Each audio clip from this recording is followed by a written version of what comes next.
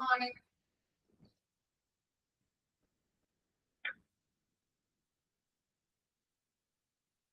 Okay.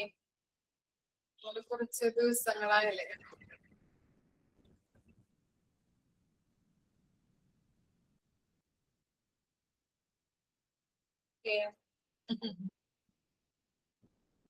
സുഖാണ്. നമ്മളിപ്പോ പോളിസിയില് 2 point മാത്രമാണോ നമ്മൾ പറഞ്ഞത്? ഡാൻസ് കണ്ടിരുന്നോ? ക്രിസ്മസിന്റെ ഡാൻസ് ആയിരിക്കും അല്ലെ? ഞങ്ങളധികം പ്രാക്ടീസ് ഒന്നും ഉണ്ടായിരുന്നില്ല, ടൈം കിട്ടുന്നുണ്ടായിരുന്നില്ല, അതുകൊണ്ടാണ്. മൂന്നാമത്തെ പോയിന്റ് പറഞ്ഞു. മൂന്നാമത്തെ പോയിന്റ് സൂപ്പർ ആയിരുന്നു. ഇടയ്ക്ക് കോൺവെക്കേഷൻ ഒക്കെ ഉള്ളത് കൊണ്ട് ഇപ്പോ ഈ ശനിയാഴ്ച കോൺവെക്കേഷൻ ഉണ്ട്, HS17 കോൺവെക്കേഷൻ. അപ്പൊ അതിന് ഡാൻസ് ഉണ്ട്. കിട്ടുന്ന ടൈമാണ് ഞങ്ങൾ പ്രാക്ടീസ് ചെയ്യുന്നത്. അപ്പൊ ചിലപ്പോ പാകപ്പിഴകളൊക്കെ വരാം, അല്ലെങ്കിൽ ചിലപ്പോ നന്നാവാം. അങ്ങനെ ക്രിസ്മസിനൊന്നും ഞങ്ങൾക്ക് ടൈം കിട്ടിയിരുന്നില്ല. അപ്പൊ അതാണ് പാകപ്പിഴകള് നിങ്ങള് ആ ഡാൻസിൽ കാണാനായിട്ട്. ഫസ്റ്റ് ചാപ്റ്റർ ആണ് കേട്ടോ. ഫസ്റ്റ് ചാപ്റ്റർ ആണ്. ഫസ്റ്റ് ക്ലാസ് നമ്മൾ എടുത്തു കഴിഞ്ഞു അല്ലെ? ഈ സെക്കൻഡ് ക്ലാസ് കഴിഞ്ഞ ആഴ്ച നമ്മൾ കണ്ടില്ല അല്ലെ? കഴിഞ്ഞ ആഴ്ച ഉണ്ടായിരുന്നില്ല.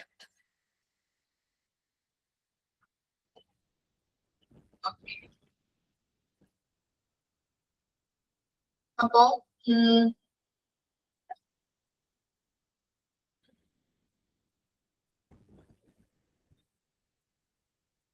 തേർഡ് പോയിന്റ് എടുക്കണം അല്ലെ? ഓക്കെ ഓക്കെ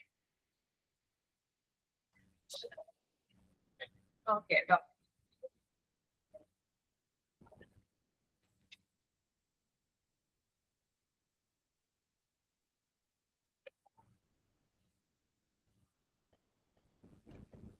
അപ്പോ എന്താ പോളിസിയിലെ ഫസ്റ്റ് പോയിന്റ് നോക്കാം. അത് രണ്ടും കൂടി ജസ്റ്റ് ഒന്ന് റിവൈസ് ചെയ്തിട്ട് നമുക്ക് മൂന്നാമത്തെ പോയിന്റ് തൊട്ട് സ്റ്റാർട്ട് ചെയ്യാം കേട്ടോ.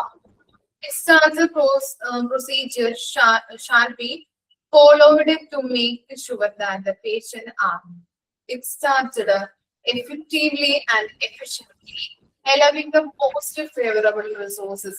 ഹോസ്പിറ്റലിലുള്ള ആ റിസോഴ്സുകൾ ഉപയോഗിച്ചുകൊണ്ട് പേഷ്യൻസിന് ഡിസ്ചാർജിന് പോകുന്നതിന് മുൻപ്, ഡിസ്ചാർജ് ആയിട്ട് പോകുന്നതിന് മുൻപ് എഫക്റ്റീവ് ആയിട്ടും എഫിഷ്യന്റ് ആയിട്ടും എല്ലാ കാര്യങ്ങളും ചെയ്തു കൊടുക്കാനായിട്ട് നോക്കാം.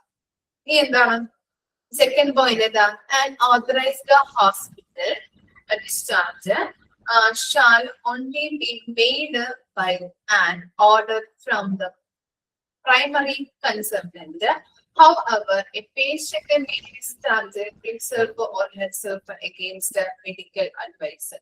അപ്പൊ നമ്മൾ പറഞ്ഞു, ഇപ്പൊ ഹോസ്പിറ്റൽ അംഗീകരിച്ച ഡിസ്ചാർജ് ആണെങ്കിൽ അല്ലെ, ഈ എന്താ ഡോക്ടർ അംഗീകരിച്ച അല്ലെങ്കിൽ ഡോക്ടർ ഡിസ്ചാർജ് ആയി പോകാം എന്ന് പറഞ്ഞിരുന്ന രീതിയിലുള്ള അല്ലെങ്കിൽ ഹോസ്പിറ്റൽ അംഗീകരിച്ച ഡിസ്ചാർജ് ആണെങ്കിൽ എന്താണ് അവർക്ക് എന്താണ് ഡിസ്ചാർജ് ആയി പോകാനായിട്ട് അനുവദിക്കുന്നുണ്ട് അല്ലെ? അവർക്ക് ഇപ്പൊ ഡോക്ടറിന്റെ സമ്മതത്തോട് കൂടിയിട്ടാണ് അവർ ഡിസ്ചാർജ് ആയി പോകുന്നത്. പേഷ്യൻസിന്റെ കണ്ടീഷൻ ബെറ്റർ ആയിട്ടുള്ളത് തോന്നിക്കഴിഞ്ഞിട്ടുണ്ടെങ്കിൽ ഡോക്ടേഴ്സ് എന്ത് ചെയ്യുന്നുണ്ട്? ഡിസ്ചാർജ് ആക്കാറുണ്ട്. ഇനി എന്താ പറയുന്നത്? ഇനി അതർവൈസ് ആണെങ്കിലോ എന്താണ്? ഡോക്ടേഴ്സ് അല്ലെ, ഡോക്ടേഴ്സിന്റെ വൈദ്യോപദേശം കൂടാതെയുള്ള ഈ ഡിസ്ചാർജ് ആണെങ്കിൽ അതാണ് എന്ത്? ലാമ ഡാമ. അതുപോലെ തന്നെ ഡിസ്ചാർജ് അഗെയിൻസ്റ്റ് മെഡിക്കൽ അഡ്വൈസ് എന്ന് പറയുന്നത് അല്ലെ. ഒരു കൺസെന്റ് ഫോമിൽ നമ്മൾ ഫില്ല് ചെയ്യിപ്പിച്ചിട്ടാണ് വിടാറ്. അത് ഡോക്ടറുടെ സമ്മതത്തോട് കൂടിയിട്ടല്ല, പേഷ്യന്റ് നിർബന്ധിച്ച് സമ്മതപൂർവ്വം അവരുടെ ഒരു സമ്മതത്തോട് കൂടിയിട്ട് അല്ലെങ്കിൽ പേഷ്യന്റിന്റെ സമ്മതത്തോട് കൂടിയിട്ട്, ഡോക്ടറുടെ അല്ല പേഷ്യൻസിന്റെ ഒരു ഇതോട് കൂടിയിട്ട് അവര് നിർബന്ധിച്ചിട്ട് ഡോക്ടറുടെ കയ്യിൽ നിന്ന് ഡിസ്ചാർജ് വാങ്ങി പോകുന്നതാണ് ഡിസ്ചാർജ് അഗെയിൻസ്റ്റ് മെഡിക്കൽ അഡ്വൈസ് എന്ന് പറയുന്നത്. ഓക്കെ, അപ്പോ ഒരു കൺസെന്റ് ഫോം നമ്മൾ അവിടെ ഫില്ല് ചെയ്യിപ്പിക്കും.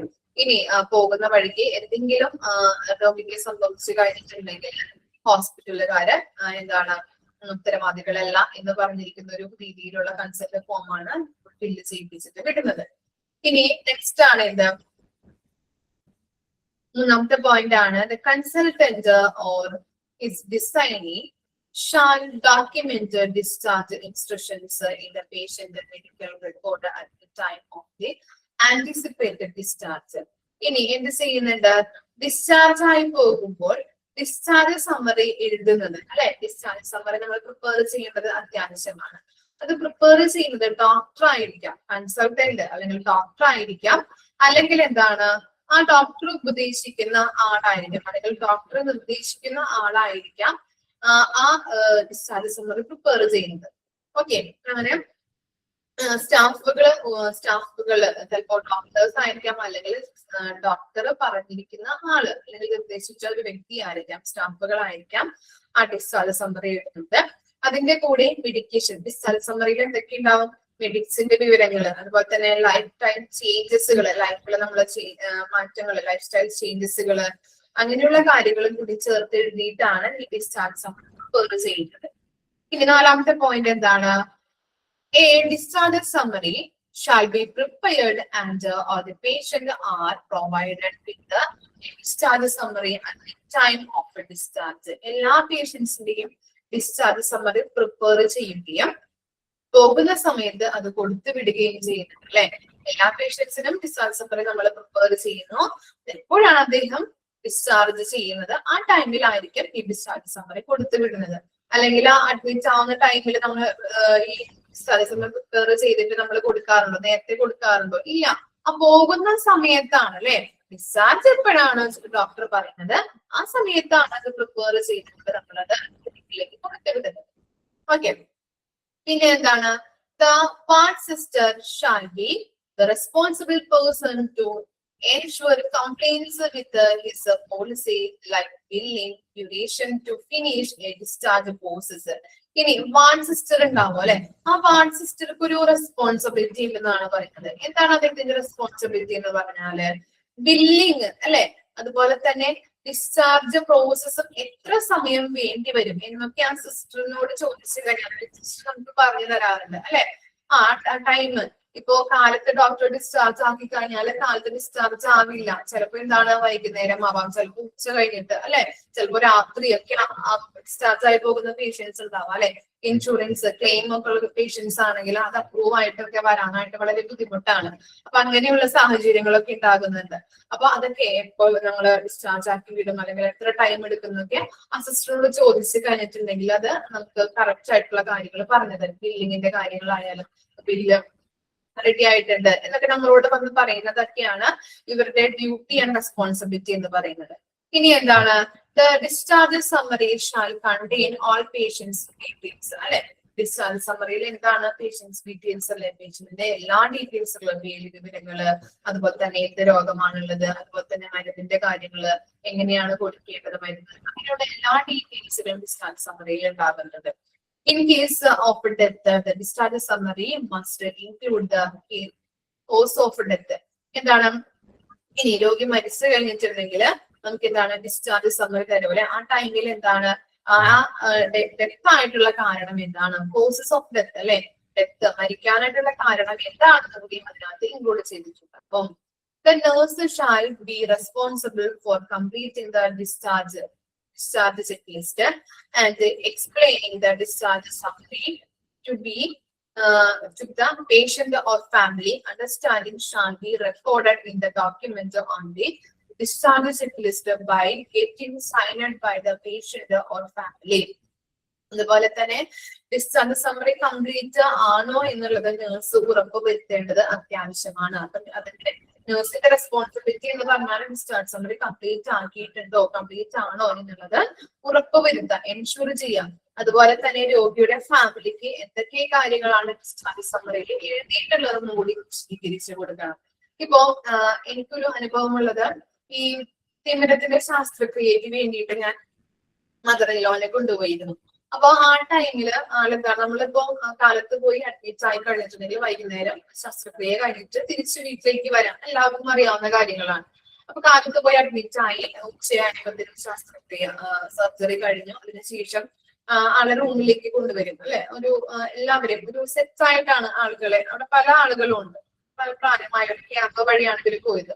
അപ്പൊ ആ ടൈമില് നമ്മള് എന്താ പല ആളുകളും വന്നിട്ടുണ്ട്. ക്യാമ്പുമായിട്ട് ബന്ധപ്പെട്ടവരും ക്യാമ്പിലൂടെ സർജറി ചെയ്യുന്നവരുണ്ട്, അല്ലാത്തവരുണ്ട്. അപ്പൊ ഒരു സെറ്റ് ഓഫ് ആളുകളെയാണ് കയറ്റുന്നത് സർജറിയുമായിട്ട് ബന്ധപ്പെട്ട്. എന്നിട്ട് സർജറി കഴിഞ്ഞ് അവരെ പുറത്തിറക്കി.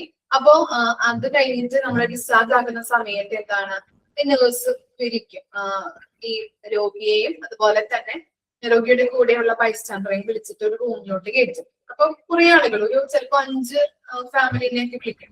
എന്നിട്ട് വിളിച്ചിട്ട് കയറ്റിയിട്ട് നമുക്ക് ഡിസ്ചാർജ് സമ്മറിയിൽ കാണിച്ചു തരും ഇതിന്റെ കാര്യങ്ങള്. അതിന്റെ ബാക്കിലായിട്ട് ഇന്ന മരുന്നുകൾ ഓരോ ആഴ്ചയും ഇടേണ്ട മരുന്നുകൾ ഉണ്ടാവും.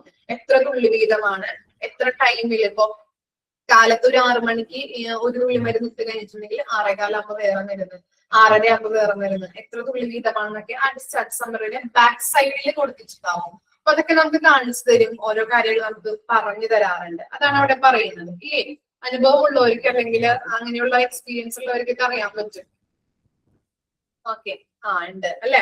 ഓക്കെ, അപ്പൊ നമുക്ക് എല്ലാ കാര്യങ്ങളും വിശദീകരിച്ച് തരാറുണ്ട്. അതുപോലെ തന്നെ ഈ ഡിസ്ചാർജിന്റെ ചെക്ക് ലിസ്റ്റിൽ നമ്മളെ കൊണ്ട് സൈൻ ചെയ്യിപ്പിച്ചിട്ടാണ് അവർ വിടാറ്. പിന്നെ നമ്മൾ വിടുമ്പോ അവിടെ സൈൻ ചെയ്യണം, എന്നിട്ടാണ് നമ്മൾ ഡിസ്ചാർജ് ചെയ്ത് വിടാറ്. അങ്ങനെയാണ് ചെയ്യാറ്. ഓക്കെ, ഇനി എന്താ, patient who requested discharge against medical advisor shall be explained the risk and inform consent policy.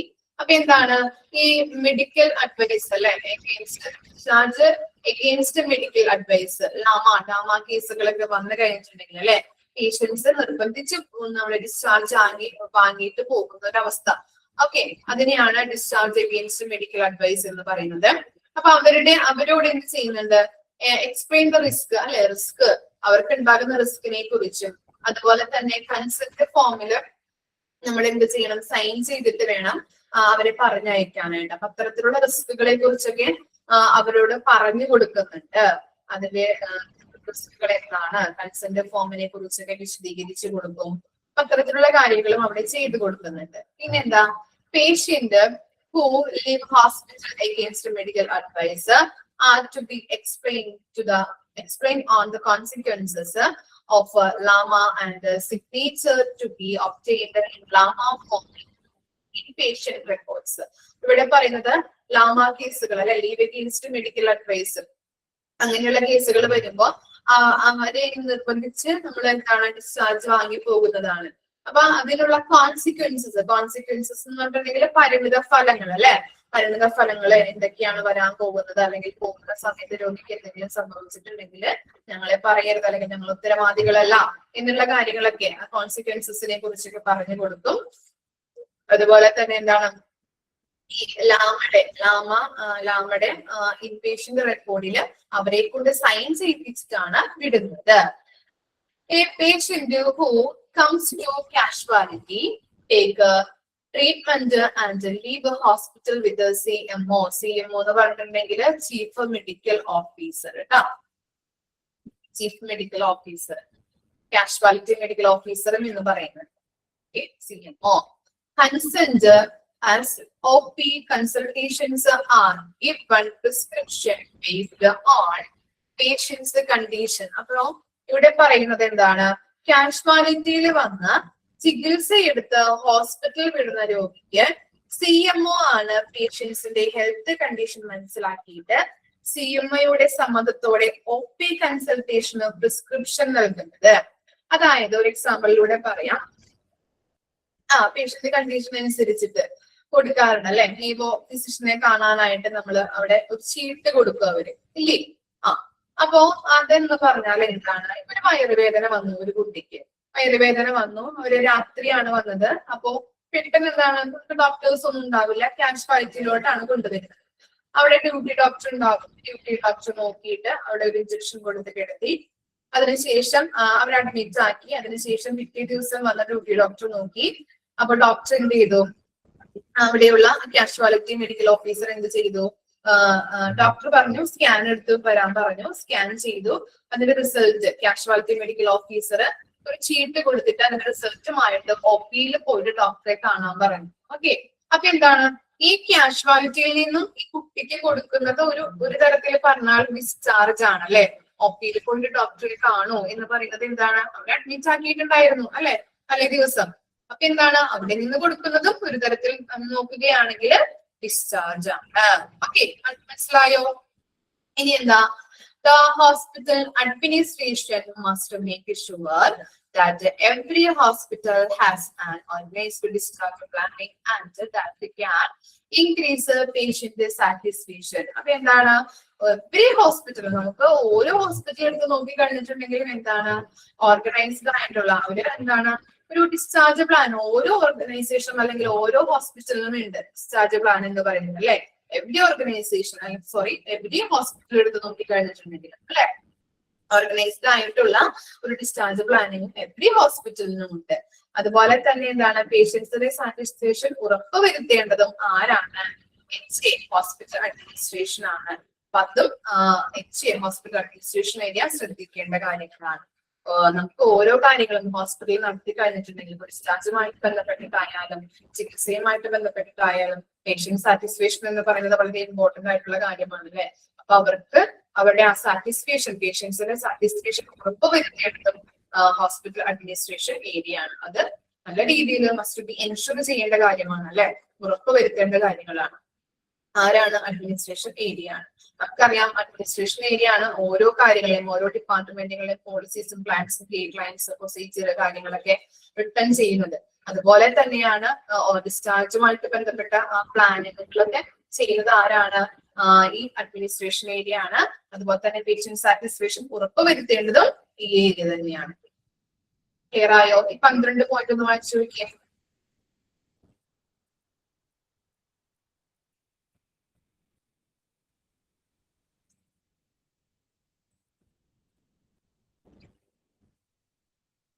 പതിനൊന്നാമത്തെ പോയിന്റ് എന്ന് പറഞ്ഞിട്ടുണ്ടെങ്കിലേ, ഇപ്പോ ഒരു എക്സാമ്പിളിലൂടെ പറയാം. ഒരു കുട്ടിക്ക് വയറുവേദന വന്നു, രാത്രിയാണ് വയറുവേദന വന്നത്. അപ്പൊ നമ്മൾ എന്ത് ചെയ്യും, വീട്ടിൽ വെച്ചുകൊണ്ടിരിക്കില്ല, ഡോക്ടറെ കൊണ്ടുവരും അല്ലെ. പക്ഷെ അവിടെ ഡോക്ടർ ഉണ്ടാവോ? ഇല്ല. കാഷ്വാലിറ്റിയിലാണ് നമ്മൾ കൊണ്ടുവരുന്നത്. അവിടെ എന്താണ്, ഡ്യൂട്ടി ഡോക്ടർ ഉണ്ടാവുള്ളൂ. ഡ്യൂട്ടി ഡോക്ടർ പരിശോധിച്ചു, ഇഞ്ചക്ഷൻ ഒക്കെ കൊടുത്തു. അതിനുശേഷം പിറ്റേ ദിവസം വന്നിട്ട് ഡ്യൂട്ടി ഡോക്ടർ എന്ത് ചെയ്തു, ഒരു സ്കാൻ എടുത്തിട്ട് വരാൻ പറഞ്ഞു. സ്കാൻ എടുത്തിട്ട് വന്നു. അപ്പൊ അവിടുത്തെ കാഷ്വാലിറ്റി മെഡിക്കൽ ഓഫീസർ ഉണ്ടാവുമല്ലോ, ഈ കുട്ടിക്ക് ആ റിസൾട്ട് കാണിക്കാൻ വേണ്ടിയിട്ട് ഒപിയിലപ്പോ പിറ്റേ ദിവസം എന്താണ് ഡോക്ടർ വന്നിട്ടുണ്ടാവും, ഫിസിഷ്യൻ വന്നിട്ടുണ്ടാവും. ആ ഡോക്ടറെ കാണിക്കാൻ വേണ്ടിയിട്ട് കാഷ്വാലിറ്റിയിൽ നിന്ന് ഒരു ചീട്ട് കൊടുക്കും. അതെന്ന് പറഞ്ഞു കഴിഞ്ഞിട്ടുണ്ടെങ്കിൽ കാഷ്വാലിറ്റിയിൽ നിന്ന് ഈ കുട്ടിക്ക് കൊടുക്കുന്ന ഒരു തരത്തിൽ പറഞ്ഞിട്ടുണ്ടെങ്കിൽ ഒരു ഡിസ്ചാർജ് ആണെന്ന് പറയാൻ പറ്റും കാഷ്വാലിറ്റിയിൽ നിന്ന്. മനസ്സിലായോ?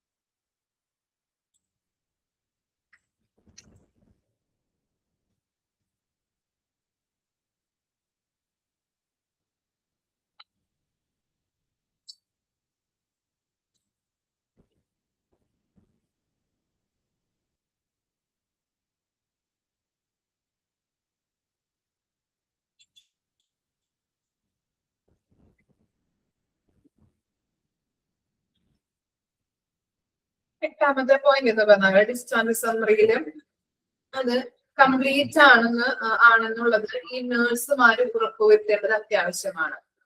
നേഴ്സ് ഉറപ്പുവരുത്തണം ആ ഡിസ്ചാർജ് സമ്മറി കംപ്ലീറ്റ് ആയി എന്നുള്ളത്. അപ്പോ കൂടാതെ രോഗിയുടെ ഫാമിലിക്ക് എന്തൊക്കെ കാര്യങ്ങളാണ് ആ ഡിസ്ചാർജ് സമ്മറിയിൽ എഴുതി വെച്ചിട്ടുള്ളതെന്ന് വിശദീകരിച്ചു കൊടുക്കാം.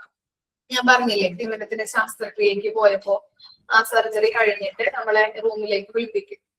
ഒരു 5 ഫാമിലിനെ വിളിപ്പിക്കും, രോഗിയും അതുപോലെ തന്നെ ബൈസ്റ്റാൻഡറെയും വിളിപ്പിച്ചിട്ട് ഓരോ കാര്യങ്ങളും ഡിസ്ചാർജ് സമ്മറിയിലുള്ള കാര്യങ്ങൾ നമുക്ക് പറഞ്ഞു തരും. അതിന്റെ ബാക്കിലായിട്ട് എന്തൊക്കെയാണ് പേഷ്യന്റിന്റെ പേര് വിവരങ്ങള് അതൊക്കെ ഫസ്റ്റ് ആ ഇതിലുണ്ടാവും. അതിന്റെ ബാക്കിൽ എന്താണ് ഓരോ മരുന്നുകളും കാര്യങ്ങളും നമ്മൾ കൊടുക്കേണ്ട കാര്യങ്ങള്, എത്ര ടൈമിൽ വെച്ചിട്ട് എത്ര തുള്ളി മരുന്ന് ഇടണം, ഏതൊക്കെ മരുന്നുകളാണ്, പലതരത്തിലുള്ള തുള്ളി മരുന്ന് ഉണ്ടാവും. ചിലപ്പോൾ ഒരാഴ്ച തുള്ളി മരുന്ന് ഉണ്ടാവാം, അത് കഴിഞ്ഞിട്ട് 2 ആഴ്ച നമുക്ക് കണ്ടിന്യൂ ചെയ്യേണ്ട മരുന്നുണ്ടാവാം. അപ്പൊ ഓരോ മരുന്നിന്റെ ലിസ്റ്റ് ഉണ്ടാവും. അതുപോലെ തന്നെ എത്ര തുള്ളി വീതമാണ്, എത്ര ടൈം വീതമാണ്, ഇതൊക്കെ നമുക്ക് എന്താണ് ചിലപ്പോൾ വിശദീകരിച്ച് തരും. കാരണം എന്താണ് നമുക്ക് മനസ്സിലാവില്ല എങ്ങനെയൊക്കെയാണെന്നുള്ളത്. അപ്പൊ ഓരോ കാര്യങ്ങളും നമുക്ക് സിസ്റ്റർമാർ അവിടെ കൊണ്ടുവന്ന് നമ്മളോട് പറഞ്ഞു തരും. ആ ഫാമിലി ഇപ്പൊ 5 സെറ്റ് ഓഫ് ഫാമിലിനെ ആ റൂമിലേക്ക് കയറ്റിട്ട് അവരോട് വിശദീകരിച്ച് തരും. അങ്ങനെ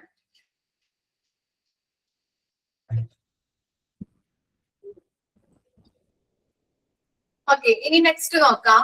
discharge process process flow chart കേട്ടോ. ഫ്ലോ ചാർട്ട് ആണ്, ഇത്തിരി അധികം ഉണ്ട് കേട്ടോ ഫ്ലോ ചാർട്ട്. കുഴപ്പമില്ല, നമുക്ക് എളുപ്പത്തിൽ പഠിക്കാവുന്നേ ഉള്ളൂ ഫ്ലോ ചാർട്ട്. ഓക്കെ, നമുക്ക് നോക്കാം. റിട്ടേൺ ഓർഡർ ബൈ ഡോക്ടർ അല്ലെ. എന്താണ് ഡോക്ടർ ഫസ്റ്റ് ഡോക്ടർ എന്ത് ചെയ്യുന്നുണ്ട്, ഒരു ഓർഡർ കൊടുക്കും അല്ലെ നേഴ്സിനോട്.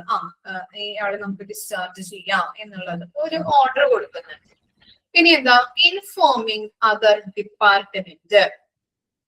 ഇപ്പൊ വാർഡിൽ കിടക്കുന്ന രോഗിയൊക്കെ ആണെങ്കിൽ പലതരത്തിലുള്ള അസുഖങ്ങൾ, ഇപ്പോ ചിലപ്പോ ഹാർട്ട് പേഷ്യന്റ് ആയിരിക്കാം, അതുപോലെ തന്നെ ചിലപ്പോ എന്താണ് ഓർത്തോ ഡിപ്പാർട്ട്മെന്റിലെ വാർഡിലൊക്കെയാണ് കിടക്കുന്നതെങ്കിൽ പലതരത്തിലുള്ള അസുഖങ്ങളുള്ള വ്യക്തികളൊക്കെ ആണെങ്കിൽ നമ്മൾ ഡിസ്ചാർജ് ആകുന്ന സമയത്ത് ഏതൊക്കെ ഡോക്ടേഴ്സ് ആണ് അദ്ദേഹത്തെ പരിശോധിക്കുന്നത് എന്ന് വെച്ച് കഴിഞ്ഞാല് ആ ഡിപ്പാർട്ട്മെന്റിലൊക്കെ ഇയാള് എന്താണ് ഡിസ്ചാർജ് ആകുന്നുണ്ട് എന്നുള്ള വിവരം ഇൻഫോം ചെയ്യിക്കണം. മനസ്സിലായില്ലേ? അപ്പൊ മറ്റു ഡിപ്പാർട്ട്മെന്റിനെയൊക്കെ നമ്മൾ എന്ത് ചെയ്യാം, ഇൻഫോം ചെയ്യാം. പിന്നെ എന്താണ് റിട്ടേണിംഗ് ഓഫ് പേഷ്യന്റ് മെഡിക്കേഷൻസ്. ഇപ്പോ കാലത്ത് ചിലപ്പോ മരുന്ന് കഴിച്ചിട്ടുണ്ടാവാം അല്ലെ. ഇപ്പൊ ഭക്ഷണത്തിന് മുൻപ് നഴ്സുമാര് വന്നിട്ട് നമുക്കറിയാം, ഇപ്പൊ അഡ്മിറ്റ് ആയിട്ടുള്ള പേഷ്യൻസ് ഒക്കെ ആണെങ്കിൽ നഴ്സുമാർ എപ്പോഴും നമ്മുടെ അടുത്തുണ്ടാവും അല്ലെ. ഇപ്പൊ നമ്മൾ മരുന്ന് കഴിക്കേണ്ട ആ ടൈം ആകുമ്പോൾ നമ്മൾക്ക് എടുത്ത് തരാനായിട്ടൊക്കെ നഴ്സുമാര് വരും. അപ്പൊ അങ്ങനെ നഴ്സ് എന്ത് ചെയ്തു, മരുന്ന് നമുക്ക് തന്നു. അതിനുശേഷം ഡോക്ടർ വന്നപ്പോഴാണ് പേഷ്യൻസിന് കൗൺസിലിംഗ് വരുമല്ലോ. ഡോക്ടർ പറഞ്ഞു ഇയാളെ നമുക്ക് ഡിസ്ചാർജ് ആക്കാം, കാരണം കണ്ടീഷനൊക്കെ ഓക്കെ ആണ്, ബെറ്റർ ആയിട്ടുണ്ട്, അപ്പൊ നമുക്ക് ഡിസ്ചാർജ് ആക്കാന്ന് പറയുമ്പോ ചിലപ്പോ ചില മരുന്നൊക്കെ എന്ത് ചെയ്യും, ചാർട്ടിൽ നിന്ന് വെട്ടിക്കളഞ്ഞിട്ടുണ്ടാവാം. ഇന്ന മരുന്നുകൾ ഇനി കൊടുക്കേണ്ട ആവശ്യമില്ല, കാരണം കണ്ടീഷൻ ബെറ്റർ ആയി. അപ്പൊ ചിലപ്പോ നഴ്സ് മരുന്നുകൾ അതിനു മുൻപ് കൊടുത്തിട്ടുണ്ടെങ്കിൽ ആ മരുന്നുകൾ ചെയ്യാം, റിട്ടേൺ ചെയ്യാം. ഓക്കെ, കഴിക്കേണ്ട മരുന്നാണ്, അല്ലെങ്കിൽ ഭക്ഷണം കഴിഞ്ഞിട്ട് ഇത് കഴിച്ചോളണം കേട്ടോ എന്നൊക്കെ പറഞ്ഞിട്ട് നമുക്ക് ചിലപ്പോ ഒരു ബോക്സിലൊക്കെ ആക്കി തന്നിട്ടുണ്ടാവും ഇല്ലേ, തരാറില്ല അങ്ങനെയൊക്കെ. അപ്പൊ അതെന്താണ്, ചിലപ്പോ അതിനകത്ത് ചില മരുന്നുകൾ വെട്ടിക്കളഞ്ഞിട്ടുണ്ടാവും. ഡിസ്ചാർജ് ആക്കുന്ന സമയത്ത് ഡോക്ടർ വെട്ടിക്കളയും. ആ സമയത്ത് ആ മരുന്നുകൾ റിട്ടേൺ ചെയ്ത് കൊടുക്കാം. Preparation and processing of bill. ഇനി എന്താണ്, അദ്ദേഹത്തെ ഡിസ്ചാർജ് ആക്കാം എന്ന് പറയുമ്പോ അദ്ദേഹത്തിന്റെ ബില്ല് കാര്യങ്ങൾ അല്ലെ, അതിന്റെ ബില്ല് പ്രിപ്പയർ ചെയ്യാം. അതുപോലെ തന്നെ കാര്യങ്ങൾ ഒക്കെ നടത്തുന്നുണ്ട്. പിന്നെ അപ്പോ ഇനി അത് കഴിഞ്ഞിട്ട് എന്താ, cheque mode of payment, cash of insurance. ചിലവരെന്താണ് ബില്ല് പ്രിപ്പയർ ആകുമ്പോൾ ചിലപ്പോ ഇൻഷുറൻസ് ക്ലെയിം ഉണ്ടാവും ഇല്ലേ. അതുപോലെ തന്നെ ചിലപ്പോ ഒരു ഡി ക്യാഷ് ആയിട്ട് കൊടുക്കും അല്ലെ, ക്യാഷ് രീതിയിൽ കൊടുക്കാറ്. അപ്പൊ ഇൻഷുറൻസ് ഉള്ള വ്യക്തികൾക്കാണെങ്കിൽ എന്താണ് നെക്സ്റ്റ് നോക്കി, verification with the respecting insurance providers if any അല്ലെ. എന്താണ് ബില്ല് പ്രിപ്പയർ ആകും സമയത്ത് ഇൻഷുറൻസ് ഇപ്പൊ വാർഡിലാണോ പേഷ്യന്റ് ഉള്ളത്, അപ്പൊ അങ്ങനെയുള്ള കാര്യങ്ങള് നോക്കിയിട്ട് എന്ത് ചെയ്യുന്നുണ്ട്, ഇൻഷുറൻസ് ഉള്ള വ്യക്തികളൊക്കെ ആണെങ്കിൽ ഏത് പോളിസിയാണ് എടുത്തിരിക്കുന്നത്, അതുപോലെ തന്നെ എത്ര എന്താണ് എല്ലാ കാര്യങ്ങളും ഇൻഷുറൻസ് കമ്പനീസ് എല്ലാ ഡീറ്റെയിൽസ് കാര്യങ്ങളൊക്കെ നമ്മൾ വെരിഫൈ ചെയ്യേണ്ടത് അത്യാവശ്യമാണ് അല്ലെ. അപ്പൊ കാര്യങ്ങളൊക്കെ സബ്മിറ്റ് ആക്കണം. അതുപോലെ തന്നെ ഏത് പോളിസിയാണ്, എത്ര എമൗണ്ട് അടച്ചിട്ടുണ്ട്, എത്ര എമൗണ്ട് ആണ് പ്രീമിയം അടച്ചിട്ടുള്ളത്, അങ്ങനെയുള്ള കാര്യങ്ങളൊക്കെ നമ്മൾ നോക്കേണ്ടത് അത്യാവശ്യമാണ്. അപ്പൊ വെരിഫിക്കേഷൻ കാര്യങ്ങളൊക്കെ നടത്തുന്നത്. അതിനുശേഷം എന്താണ്, inform what to pay the bill by patient. എന്താണ് അതിനുശേഷം ബില്ല് പ്രിപ്പയർ ചെയ്തതിനു ശേഷം ഏത് വാർഡിലാണോ പേഷ്യന്റ് ഉള്ളത് ആ വാർഡിലെ വാർഡ് നേഴ്സ് ഉണ്ടാവുമല്ലോ, ആ നഴ്സിനെ ഇൻഫോം ചെയ്യും. എന്ത്, ഇയാളുടെ ബില്ല് ഓക്കെ ആയിട്ടുണ്ട്, ബില്ല് അടയ്ക്കാൻ വന്നോളൂ എന്ന് പറഞ്ഞിട്ട് അല്ലെ. അപ്പൊ ഈ നഴ്സ് എന്ത് ചെയ്യും, രോഗിയോട് പറയും അല്ലെങ്കിൽ ഫാമിലിയോട് പറയും ബില്ല് ഓക്കെ ആയിട്ടുണ്ട് കേട്ടോ എന്നുള്ളത്. അപ്പോ ബില്ല് സെറ്റിൽ ചെയ്യാനുള്ളതാണ് അടുത്ത കാര്യം എന്ന് പറയുന്നത്, settlement of bill. Discharge medications നമ്മൾ എന്ത് ചെയ്യും, വീട്ടിൽ കൊണ്ടുപോകാനായിട്ടുള്ള മരുന്നുകൾ നമ്മൾ വാങ്ങിക്കണം അല്ലെ. അങ്ങനെ മരുന്നുകൾ കിട്ടുന്നത് എങ്ങനെയാണ്, ബില്ലുകൾ അടച്ച ശേഷം, സെറ്റിൽ ചെയ്ത ശേഷം മാത്രമാണ് നമുക്ക് മരുന്നുകൾ, വീട്ടിൽ കൊണ്ടുപോകാനായിട്ടുള്ള മരുന്നുകൾ നമ്മൾക്ക് കളക്ട് ചെയ്യാനായിട്ട് പറ്റുള്ളൂ. Explaining medications and provide discharge summary. ഇനി എന്താണ് നമ്മൾ എന്ത് ചെയ്യണം, ഈ ഡിസ്ചാർജ് സമ്മറിയിൽ നോക്കിയിട്ട് നമ്മൾ പറഞ്ഞില്ലേ എന്തൊക്കെ മരുന്നുകളാണ് കഴിക്കേണ്ടത്, അങ്ങനെയുള്ള കാര്യങ്ങൾ. അപ്പൊ ഡിസ്ചാർജ് സമ്മറിയിലുള്ള മരുന്നുകളുടെ കാര്യങ്ങളും അതുപോലെ തന്നെ നമ്മൾ കഴിക്കേണ്ട മരുന്നുകളുടെ കാര്യങ്ങൾ, എങ്ങനെയാണ് നമ്മൾ കഴിക്കേണ്ടത്, ഇപ്പൊ കാലത്ത് എത്ര എണ്ണമാണ്, അങ്ങനെ ഭക്ഷണത്തിന് മുൻപ് എത്ര എണ്ണമുണ്ട്, ഇതൊക്കെ നമ്മൾ അതിനകത്ത് എഴുതിയിട്ടുണ്ടാവും. എന്നാലും നഴ്സുമാർ നമുക്ക് എക്സ്പ്ലെയിൻ ചെയ്തു തരും. അതുപോലെ തന്നെ ഇത് കൂടി തരും നമുക്ക്, പ്രൊവൈഡ് ഡിസ്ചാർജ് സമ്മറി, പ്രിപ്പയർ ചെയ്തിട്ടുള്ള ഡിസ്ചാർജ് സമ്മറി നമ്മുടെ കയ്യിലേക്ക് തരുന്നുണ്ട്.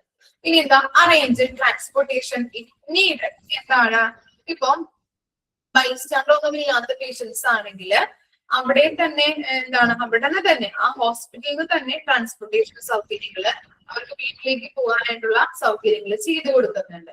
ഇനി ആ യാത്രാ സൗകര്യങ്ങൾ, അതുപോലെ തന്നെ ഇപ്പം ഫാമിലി കൂടെ റിലേറ്റീവ്സ് ഒക്കെ കൂടെ ഉണ്ടെങ്കിൽ അവരുടെ കൂടെ നമുക്ക് പോകാൻ പറ്റും. ബൈസ്റ്റാൻഡർ ഒന്നും ഇല്ലാത്ത പേഷ്യന്റ് തന്നെയാണെങ്കിൽ ആ ഹോസ്പിറ്റലിൽ നിന്ന് തന്നെ എല്ലാ സൗകര്യങ്ങളും, വീട്ടിലേക്ക് പോകാനായിട്ടുള്ള സൗകര്യങ്ങൾ ചെയ്തു കൊടുക്കും. Documentation of discharge and remove patient from HIS. HIS എന്ന് പറഞ്ഞിട്ടുണ്ടെങ്കിൽ എന്താണ്, ഹോസ്പിറ്റൽ ഇൻഫർമേഷൻ സിസ്റ്റം. അതായത് എന്താണ് ഹോസ്പിറ്റൽ ഇൻഫർമേഷൻ സിസ്റ്റം എന്ന് പറഞ്ഞാൽ എന്താ, സോഫ്റ്റ്വെയർ സംവിധാനങ്ങളാണ് കേട്ടോ. അപ്പൊ അതിൽ നിന്ന് ഈ പേഷ്യൻസിനെ നമ്മൾ ഡിസ്ചാർജ് ചെയ്തു, അപ്പൊ അതിൽ നിന്ന് ചെയ്യുന്നത് ആ പേഷ്യൻസിനെ അതിൽ നിന്ന് റിമൂവ് ചെയ്ത് കളയും. ക്ലിയർ ആയോ? ഇത്രയും കാര്യങ്ങളാണ് ഇതിന്റെ ഫ്ലോ ചാർട്ട് ആയിട്ട് പറയുന്നത്. ഒന്ന് വായിച്ചു നോക്കിയേ.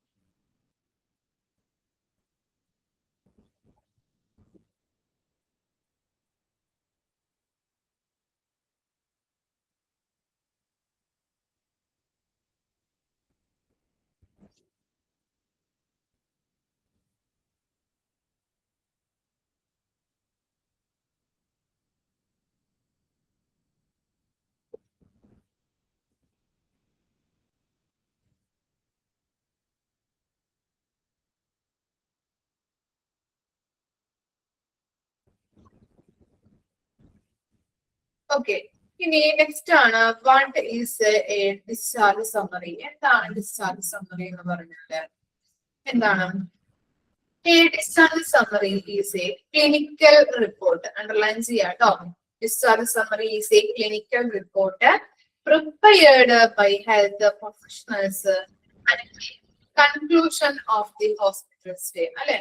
ഹോസ്പിറ്റൽ സ്റ്റേ അല്ലെങ്കിൽ ലാസ്റ്റ് ഡേ ആണ് ഈ ഡിസ്ചാർജ് സമ്മറി നമ്മൾ എവിടെ പ്രിപ്പയർ ചെയ്യുന്നത്, ഹോസ്പിറ്റലിൽ പ്രിപ്പയർ ചെയ്യുന്നത്, അല്ലെങ്കിൽ എന്താണ് അഡ്മിറ്റ് ആവുന്ന സമയത്താണോ അത് പ്രിപ്പയർ ചെയ്യുന്നത്? അല്ല, നമ്മൾ പോകുന്ന ആ ഡേയുടെ ലാസ്റ്റ് അല്ലെ, എപ്പോഴാണ് നമ്മൾ പോകുന്നത് ആ സമയത്ത് കൺക്ലൂഷൻ അല്ലെ, ആ ഹോസ്പിറ്റൽ സ്റ്റേയുടെ കൺക്ലൂഷൻ സമയത്താണ് അത് പ്രിപ്പയർ ചെയ്യുന്നത്.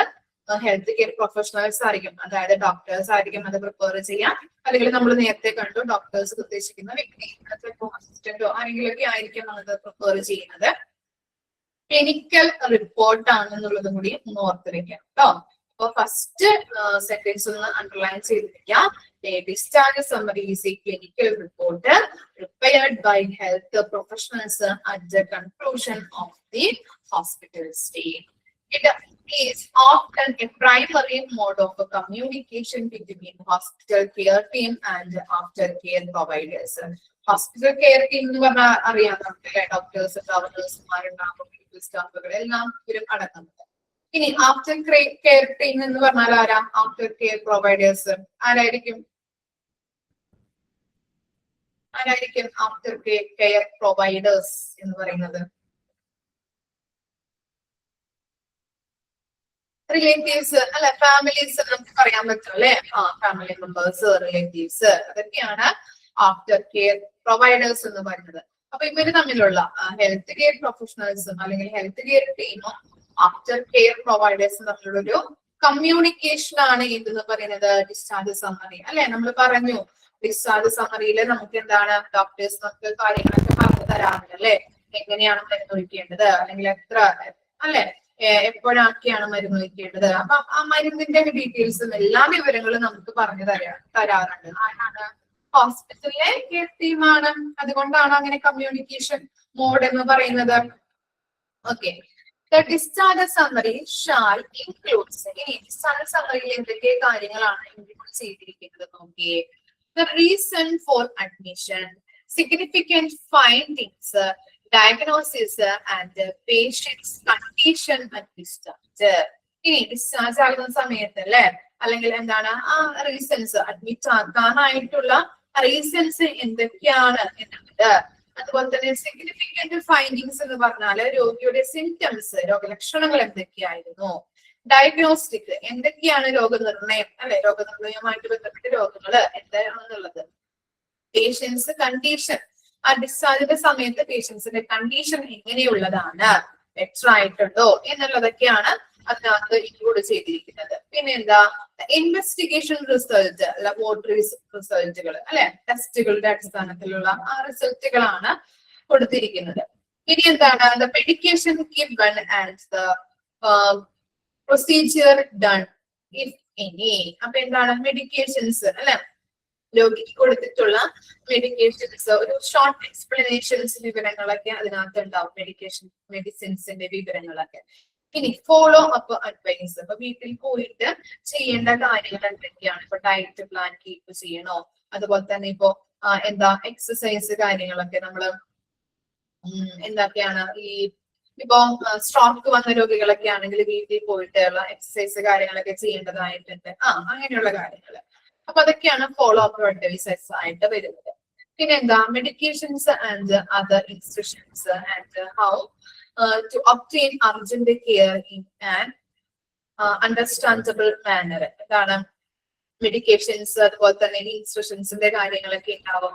ഇപ്പൊ അർജന്റ് കെയർ കൊടുക്കേണ്ട രോഗികൾക്കാണെങ്കിൽ എത്രമാത്രം നമ്മൾ അർജന്റ് കെയർ കൊടുക്കേണ്ടതുണ്ട് എന്നുള്ളതും ഡിസ്ചാർജ് സമ്മറിയിൽ ഉണ്ടാകുന്നുണ്ട്. മനസ്സിലാകുന്ന രീതിയിൽ എന്താണ് നമ്മൾ എത്രമാത്രം അർജന്റ് കെയർ കൊടുക്കണം, മെഡിക്കേഷൻസിന്റെ വിവരങ്ങൾ, അതൊക്കെ ഇൻഫർമേഷൻസുകൾ, അതോടൊപ്പം തന്നെ അർജന്റ് കെയർ കൊടുക്കേണ്ട രോഗികളൊക്കെ ആണെങ്കിൽ അതും അതിനോട് കൂടിയിട്ട് അവര് എഴുതിയിട്ടുണ്ടാവും എന്നാണ് പറയുന്നത്. ഓക്കെ, ക്ലിയർ ആയോ? വായിച്ചു നോക്കി.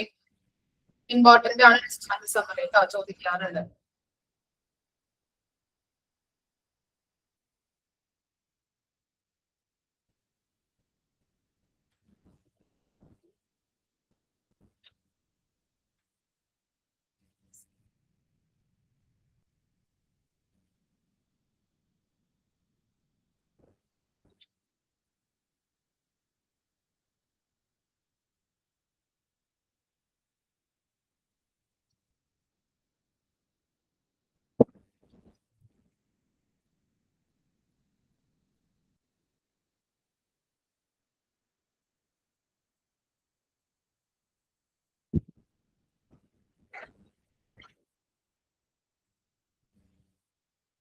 മെഡിക്കേഷൻസ്, അതുപോലെ തന്നെ അതർ ഇൻസ്ട്രക്ഷൻസ് ഉണ്ടാവും.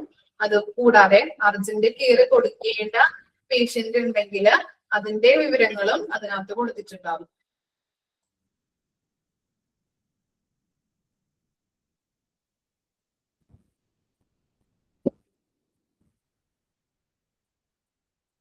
ക്ലിയർ ആയില്ലേ ചാപ്റ്റർ? എന്തെങ്കിലും വേറെ എന്തെങ്കിലും ഡൗട്ട് ഉണ്ടോ? ഓക്കെ ആണോ?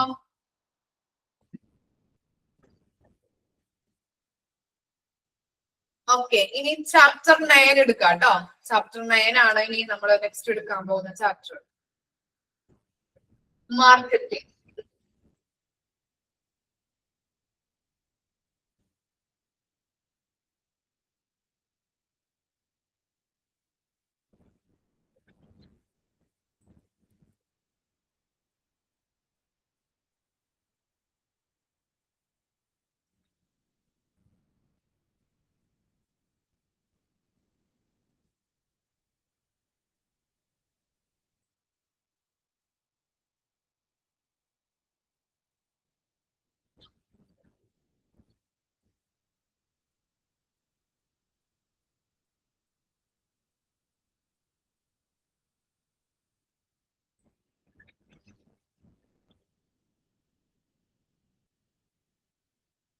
പേജ് നമ്പർ ഒന്ന് പറഞ്ഞു കൊടുത്തോളൂ.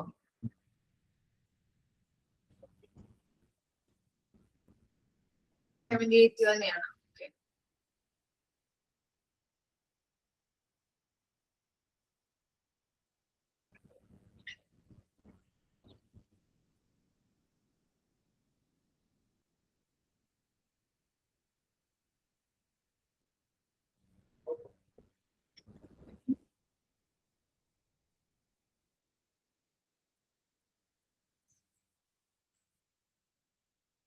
എടുത്തോ ചാപ്റ്ററിലാണ്?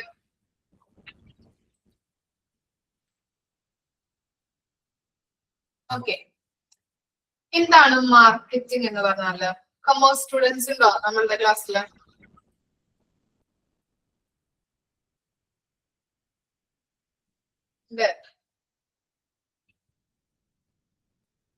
ഓക്കെ, ഒരുപാട് പേര് കൊമേഴ്സ് ആണല്ലേ, കുറച്ച് പേര് അല്ലെ?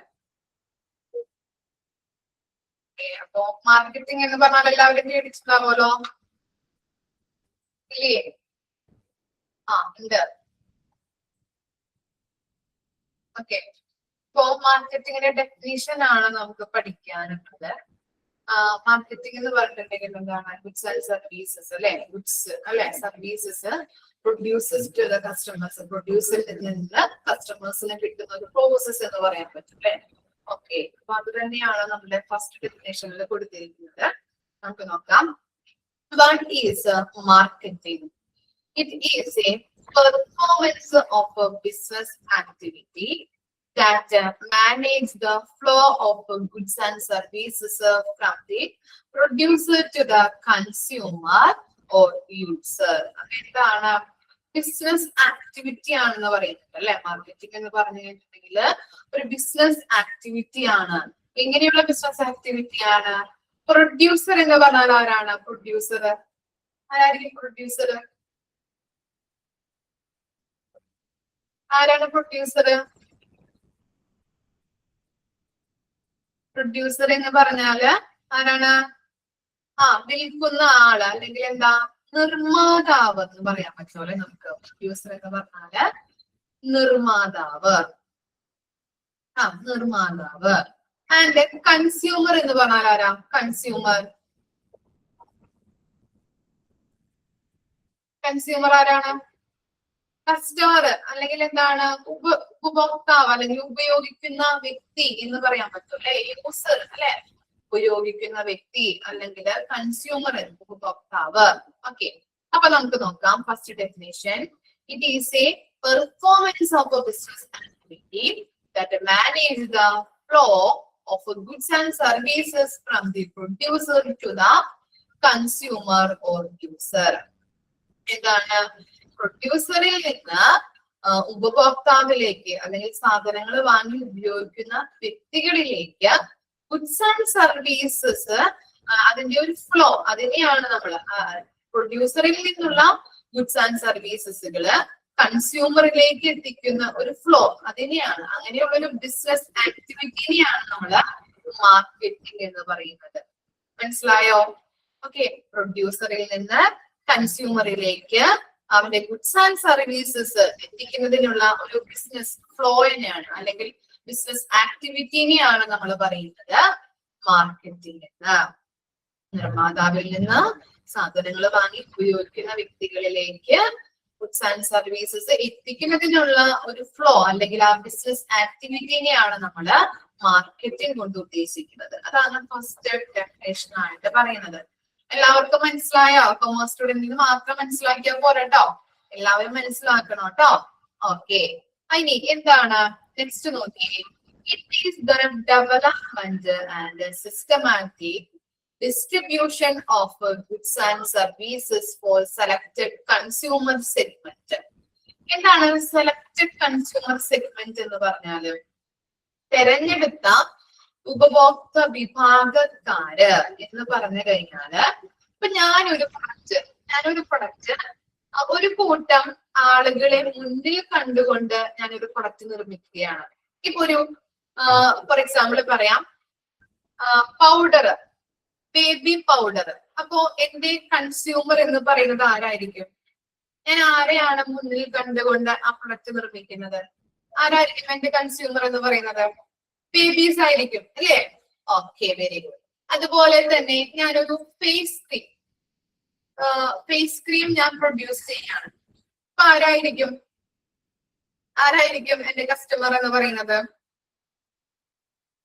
എല്ലാവരും ഉപയോഗിക്കുന്നുണ്ട് അല്ലെ? ഭൂരിഭാഗം ഫേസ് ക്രീംസ് ഒക്കെ അല്ലെങ്കിൽ സൺസ്ക്രീൻസ് ഒക്കെ ഉപയോഗിക്കുന്നത് ആരാ? ലേഡീസ് ആണ് അല്ലെ? വുമൻസ് ആണ്. അപ്പൊ എന്റെ സെലക്ടഡ് ആയിട്ടുള്ള കൺസ്യൂമർ എന്ന് പറയുന്നത് ലേഡീസ് ആണ്. മനസ്സിലായോ? അപ്പൊ കൺസ്യൂമർ അല്ലെങ്കിൽ സെലക്ടഡ് കൺസ്യൂമർ സെഗ്മെന്റ് എന്ന് പറയുന്നത് ഞാൻ തിരഞ്ഞെടുത്തിട്ടുള്ള ഉപഭോക്തൃ വിഭാഗക്കാര്.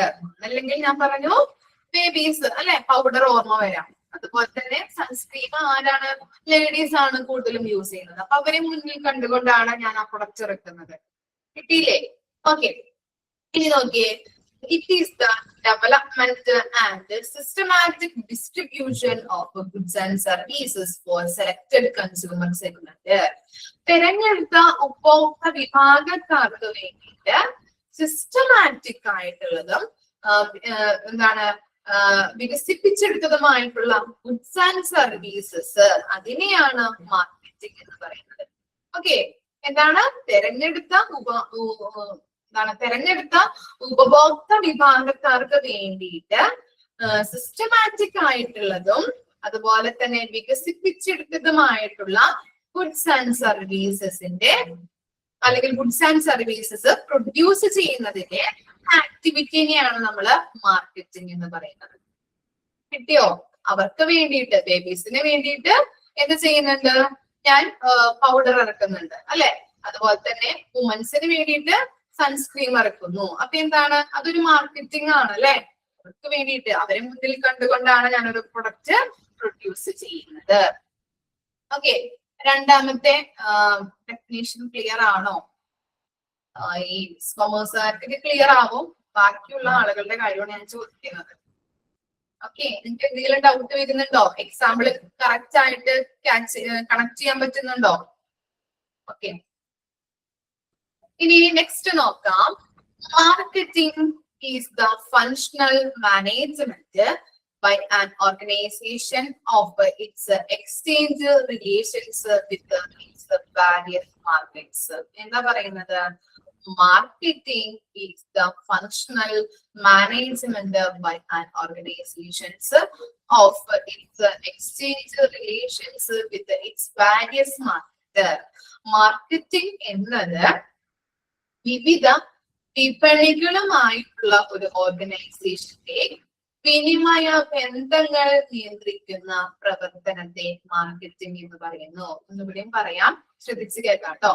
മാർക്കറ്റിംഗ് എന്ന് പറഞ്ഞിട്ടുണ്ടെങ്കിൽ വിവിധ വിപണികള്, അതായത് വിവിധ മാർക്കറ്റ് അല്ലെ? വേരിയസ് മാർക്കറ്റ് നമ്മുടെ കൊടുത്തിട്ടുണ്ട്. വിവിധ വിപണികളുമായിട്ടുള്ള ഒരു ഓർഗനൈസേഷന്റെ വിനിമയ ബന്ധങ്ങളെ നിയന്ത്രിക്കുന്ന പ്രവർത്തനത്തെ മാർക്കറ്റിംഗ് എന്നാണ് പറയുന്നത്. അതായത് എക്സാമ്പിൾ പറയാം. ഞാനൊരു ടെക്സ്റ്റൈൽ ഷോപ്പ് തുടങ്ങി. ഓക്കെ, അപ്പൊ ടെക്സ്റ്റൈൽ ഷോപ്പ് തുടങ്ങാനായിട്ട് എനിക്ക് അവിടെ എന്ത് വേണം? മെറ്റീരിയൽസ് വേണം അല്ലെ? എന്താണ്? സെയിൽ ചെയ്യാനായിട്ട്. അപ്പൊ ഞാൻ എന്ത് ചെയ്തു? ഒരു ഹോൾസെയിൽ ഷോപ്പിൽ നിന്ന് ഞാൻ എന്ത് ചെയ്തു അല്ലെ? ഹോൾസെയിൽ ഷോപ്പിൽ നിന്ന്, ഇപ്പോ ഞങ്ങളുടെ സ്ഥലം എറണാകുളമാണ്, എറണാകുളത്ത് പോയിട്ട് ഒരു ഹോൾസെയിൽ ഷോപ്പിൽ നിന്ന് എന്താണ് കുറവ് പൈസക്ക് അല്ലെ? കുറവ് പൈസക്ക് മെറ്റീരിയൽസ് വാങ്ങിയിട്ട് ഞാൻ എന്ത് ചെയ്തു? എന്റെ ഷോപ്പിൽ കൊണ്ടുവന്ന് വെച്ചിട്ട്, ഓക്കെ, അവിടെ നിന്ന് ചിലപ്പോ എനിക്കൊരു 30 രൂപ ലാഭത്തിനായിരിക്കാം കിട്ടുന്നത്. അത് ഞാൻ എന്ത് ചെയ്തു? ഒരു 50 രൂപ കൂട്ടി ഞാൻ വിറ്റു. മനസ്സിലായോ? ഓക്കെ, എന്റെ ചെറിയ ഷോപ്പിലേക്ക് വലിയ ഷോപ്പിൽ നിന്ന് ഞാൻ മെറ്റീരിയൽസ് വാങ്ങി കൊണ്ടുവന്ന് വിൽക്കുന്നു. ഓക്കെ, എന്താണ്? അപ്പൊ ഒരു ഓർഗനൈസേഷന്റെ വിനിമയ ബന്ധങ്ങളാണ് അവിടെ നടക്കുന്നത് അല്ലെ? രണ്ട് ഷോപ്പുകൾ തമ്മിലുള്ളൊരു എന്താണ്? ഗുഡ്സ് ആൻഡ് സർവീസസിന്റെ ആ ഡിസ്ട്രിബ്യൂഷൻ ആണ് അവിടെ നടക്കുന്നത്. മനസ്സിലായോ? അതിനെ നമുക്ക് എന്തെന്ന് പറയാൻ പറ്റും? മാർക്കറ്റിംഗ് എന്ന് പറയാൻ പറ്റും ഇല്ലേ? ഞാൻ അവിടെ നിന്ന് എന്ത് ചെയ്യുന്നുണ്ട്? മെറ്റീരിയൽസ് വാങ്ങി വലിയ ഷോപ്പിൽ നിന്ന് അല്ലെ? ഹോൾസെയിൽ ഷോപ്പിൽ നിന്ന് മെറ്റീരിയൽസ് വാങ്ങിയിട്ട് എന്റെ ഷോപ്പിൽ കൊണ്ടുവന്ന് വിൽക്കുന്നു. ഓക്കെ, അതും എന്താണ്? മാർക്കറ്റിംഗ് ആണ്. ക്ലിയർ ആയോ? 3 ഡെഫിനിഷനും. ഓക്കെ, ഡെഫിനിഷൻ ഇമ്പോർട്ടന്റ് ആണ്. കൃത്യമായിട്ട് ഒന്ന് വായിച്ചു നോക്കാം. നമ്മൾ എന്താണ് ഫസ്റ്റ് ഡെഫിനേഷൻ പറഞ്ഞത്? എന്താണ് പ്രൊഡ്യൂസറിൽ നിന്ന്, അല്ലെ, നിർമ്മാതാവിൽ നിന്ന് കൺസ്യൂമറിലേക്ക്, സാധനങ്ങൾ വാങ്ങി ഉപയോഗിക്കുന്ന വ്യക്തികളിലേക്ക് ഗുഡ്സ് ആൻഡ് സർവീസസിന്റെ ഫ്ലോ, അതിനെ നമ്മൾ എന്തെന്ന് പറയുന്നുണ്ട്? അങ്ങനെയുള്ള ഒരു ബിസിനസ് ആക്ടിവിറ്റിയാണ് മാർക്കറ്റിംഗ് എന്ന് പറയുന്നത്. അതുപോലെ തന്നെ രണ്ടാമത്തെ ഡെഫിനേഷനിൽ എന്താ പറഞ്ഞത്? സെലക്ടഡ് കൺസ്യൂമർ സെഗ്മെന്റ്, അല്ലെ, എന്താണ്? തിരഞ്ഞെടുക്കപ്പെട്ട ഉപഭോക്തൃ വിഭാഗക്കാർക്ക് വേണ്ടിയിട്ട് സിസ്റ്റമാറ്റിക് ആയിട്ടുള്ളതും അതുപോലെ തന്നെ വികസിപ്പിച്ചെടുത്തിട്ടുള്ളതുമായിട്ടുള്ള ഒരു പ്രൊഡക്റ്റുകൾ, ഗുഡ്സ് ആൻഡ് സർവീസസ് പ്രൊഡ്യൂസ് ചെയ്യുന്നു. അതിനെ നമ്മൾ മാർക്കറ്റിംഗ് എന്നാണ് പറയുന്നത്. അതുപോലെ തന്നെ നമ്മളിവിടെ പറഞ്ഞു, വിവിധ വിപണികളുമായിട്ടുള്ള ഒരു ഓർഗനൈസേഷന്റെ വിനിമയ ബന്ധങ്ങൾ നിയന്ത്രിക്കുന്ന പ്രവർത്തനത്തെ മാർക്കറ്റിംഗ് എന്നാണ് പറയുന്നത്. ഓക്കെ, വായിച്ചു നോക്കിയേ. 3 ഡെഫിനിഷനും ഓർത്ത് വെക്കുക കേട്ടോ, ചോദിക്കാറുണ്ട്. 3 ഡെഫിനിഷനും ഓർത്ത് വെക്കുക, ഏതെങ്കിലും ഒരെണ്ണം ചോദിക്കും.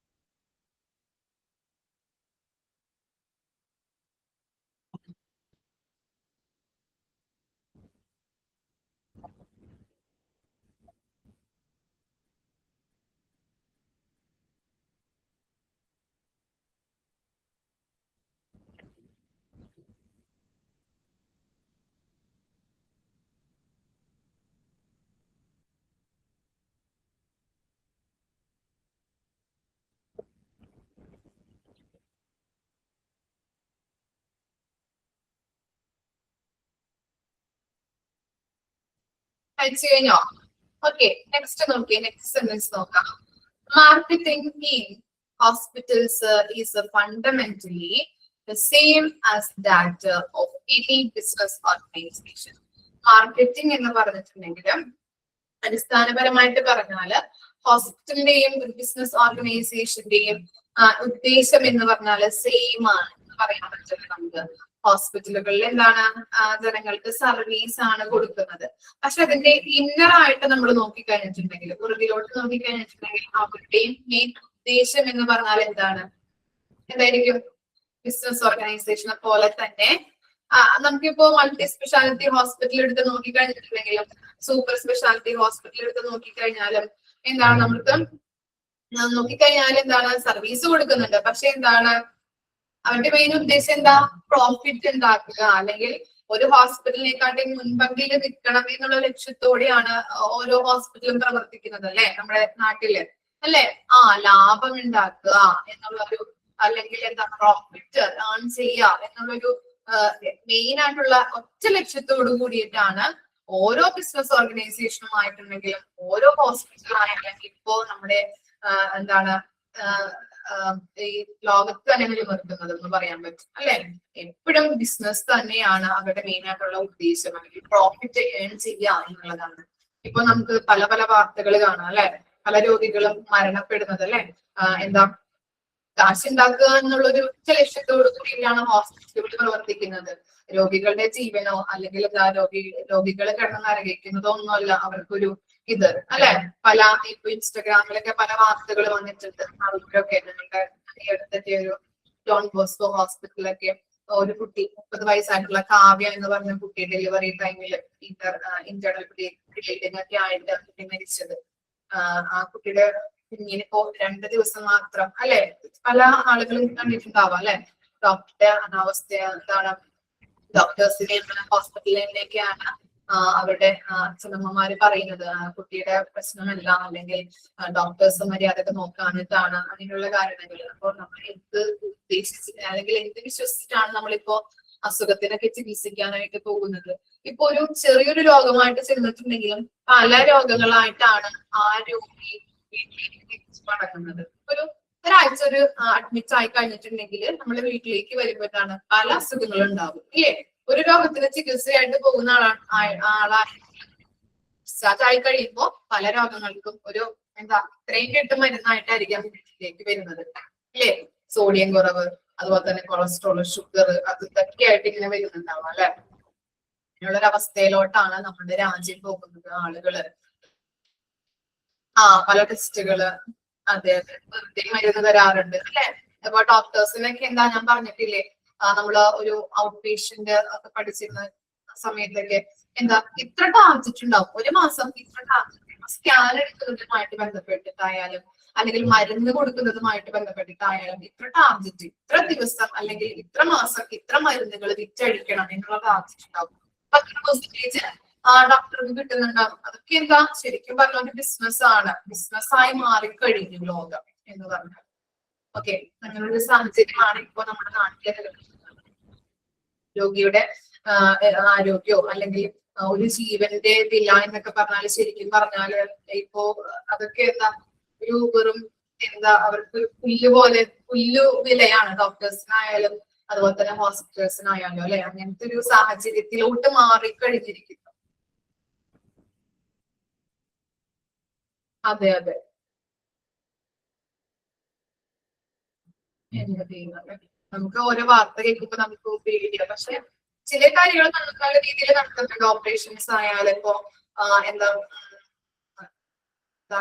ഹെഡ് എന്താ ഇപ്പോ മസ്തിഷ്കമരണമൊക്കെ സംഭവിച്ചു കഴിഞ്ഞിട്ടുണ്ടെങ്കിലും അവയവദാനം ചെയ്യുന്നത് കറക്റ്റ്, ഇങ്ങനെ കുറെ ഹോസ്പിറ്റൽസ് ആയാലും അവയവദാനം ചെയ്യുന്നതൊക്കെ സക്സസ്ഫുൾ ആയിട്ട് പോകുന്നുണ്ട്. എന്നിരുന്നാൽ കൂടിയും അതെ, സക്സസ്ഫുൾ ആയിട്ട് പോകുന്നുണ്ട്. എന്നിരുന്നാലും കൂടിയും പക്ഷെ ഇപ്പോ കണ്ടുവരുന്നത് രോഗികളെയൊക്കെ ശരിക്കും പറഞ്ഞാല് എന്താ ശരിക്കും ഒരു ഇങ്ങനെ കൈകളിലിട്ട് ഇങ്ങനെ വലിക്കുന്ന ഒരു അവസ്ഥയാണ് ഡോക്ടേഴ്സിന്റെ.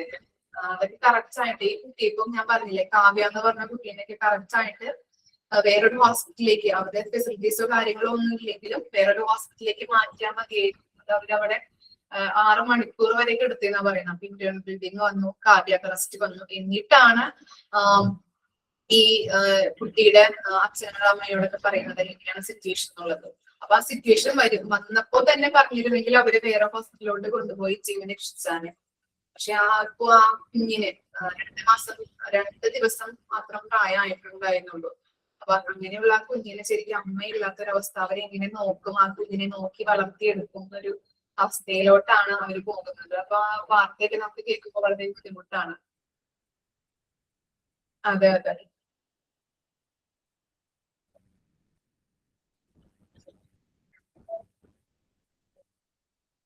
പരാതികൾ ശരിക്കും വന്നിട്ടുണ്ട്, ശരിയാണ്. അപ്പൊ ഞാൻ പറഞ്ഞില്ലേ എന്റെ മദർ ലോയൊക്കെ ഫസ്റ്റ് തന്നെ ഡോൺ ബോസ്കോയിലാണ് പോയത്. പിന്നീടാണ് ആൾക്ക് അങ്ങനെ സുഖം വന്ന് ആളിപ്പോ മരണപ്പെട്ടത്. അങ്ങനെയൊക്കെ ഒരു സിറ്റുവേഷൻ. ശരിക്കും പറഞ്ഞാല് പോകേണ്ട ഒരു കാര്യം ഉണ്ടായിരുന്നില്ല. പിന്നെ അങ്ങനത്തെ ഒരു സിറ്റുവേഷൻ വന്നപ്പോ ഇതും കുറെ അസുഖങ്ങളുണ്ട് എന്നുള്ളത് അറിയാനായിട്ടും പറ്റി. രണ്ടും ഗുഡ് ആൻഡ് ബാഡ് എക്സ്പീരിയൻസ് ഉണ്ട് നമുക്ക് ശരിക്കും പറഞ്ഞാൽ. ചിലപ്പോ നമ്മളുടെ ഒരു തലവരാന്നൊക്കെ പറയുന്നത്. അതെ,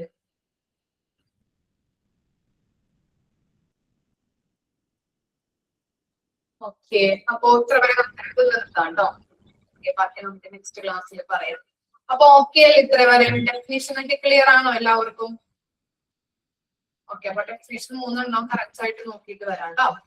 ഓക്കെ, താങ്ക് യു.